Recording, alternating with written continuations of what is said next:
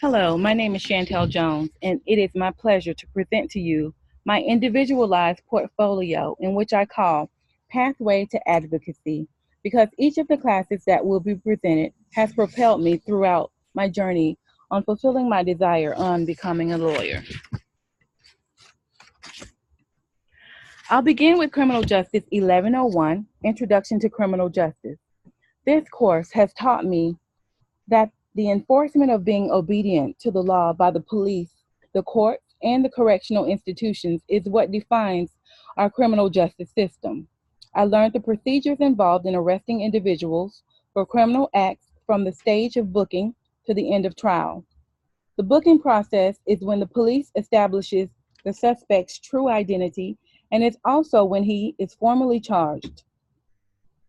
Indictment and grand jury are some common terms learned during the class. The grand jury is comprised of a panel of citizens whose job is to decide whether or not probable cause exists in order to prosecute, and an indictment is the formal verdict of the grand jury, indicating that there is sufficient evidence for a trial to take place. Moving on to Criminal Justice 2241, Survey of Law and Criminal. Before this class, I thought jurors were only selected by your driver's license. So I was surprised to find out that the process was a bit more complicated than my original thought. The new perspective has taught me that jury selection is from a combination of four lists that include licensed drivers from the Department of Motor Vehicles, registered voters from the Central Voter Registry of the Secretary of state income tax payers from the Department of Revenue, and lastly, unemployment compensation recipients from the Department of Labor. Next, we touched on some landmark Supreme Court cases that prevented the government from infringing upon the citizens' constitutional rights. Katz versus United States reaffirmed that when a person has a reasonable expectation of privacy, a search warrant will be required before obtaining recorded evidence that can be used against someone in a court of law. Loving versus Virginia was quite the love story that had more than its fair share of struggles, intertwined with unmerited legal battles.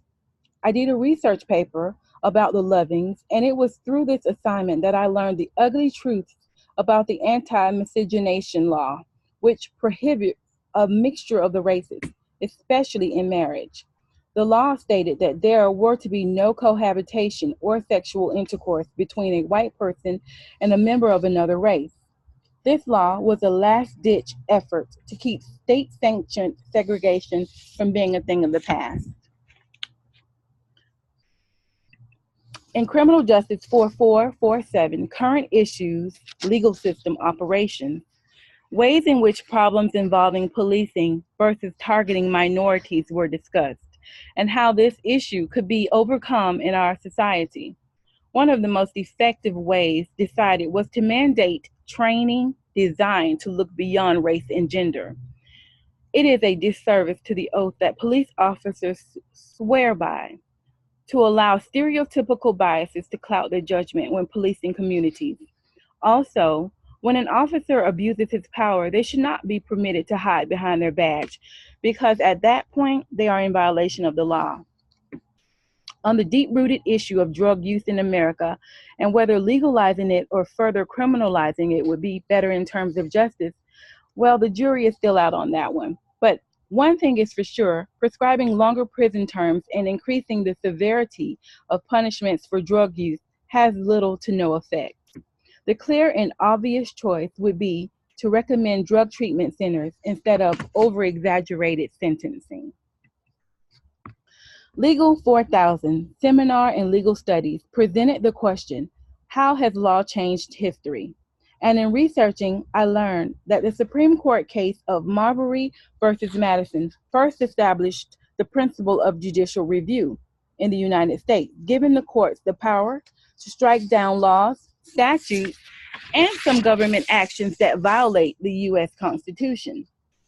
The case of Shank versus United States taught me that by enforcing the Espionage Act of 1917, Charles Shanks' First Amendment right to freedom of speech was not violated when he was arrested for conspiring to cause insubordination and obstruction of recruitment in the military when he mailed circulars to draftees during World War I, voicing his opposition concerning the draft system. If words spoken or printed represents to society a clear and present danger, especially in a time of war, the freedom of speech protection of the First Amendment could be restricted.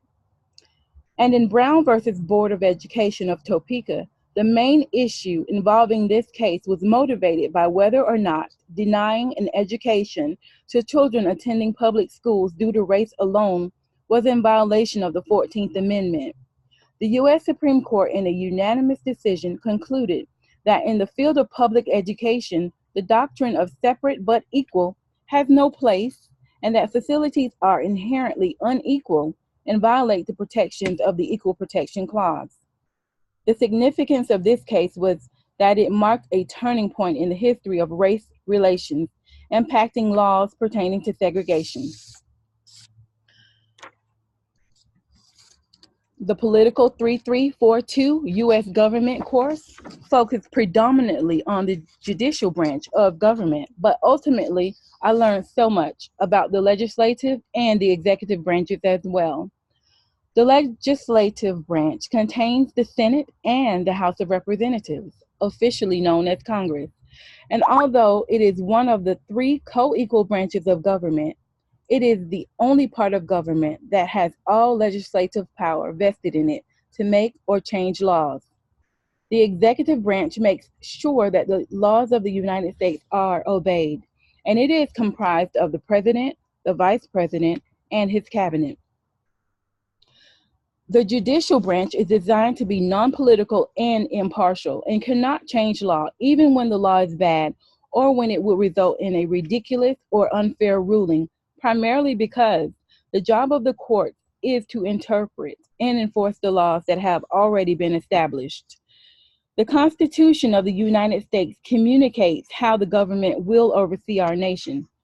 Written in 1787, with the people in mind, they found a solution that would protect individual freedoms and prevent the government from abusing its power. And lastly, but certainly not least, is Social Science 4499, Senior Seminar.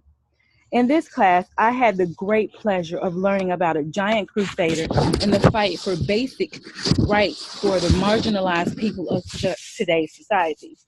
Brian Stevenson's book, Just Mercy, is one that I will take with me to law school and throughout my career to help me stay humble and to remind me that there are more important things in life than money and power. I learned how to pull from my strengths in order to surpass my weaknesses, creating the perfect balance of productivity through completing my personal SWOT assessment. The cover letter and resume assignment were of great benefit to me because thanks to this assignment, I am thrilled to say that I now have the perfect resume uploaded in my law school application packet. I learned many valuable skills in senior seminar that will have lasting impact that I will carry with me for a lifetime. Why is this social science degree well matched to my future endeavors in the field of law? Being that my degree relates to the study of human behavior, societies, and humanity as a whole, my degree not only qualifies me, but it also motivates me to serve the public with compassion and understanding. The awesome thing about the social science degree is that I'm not bound by my limitations to one specialized career choice. My degree gives me the flexibility that is required to advocate in any field of my choosing. I'd now like to thank you for your time as this concludes my presentation. Be well and God bless.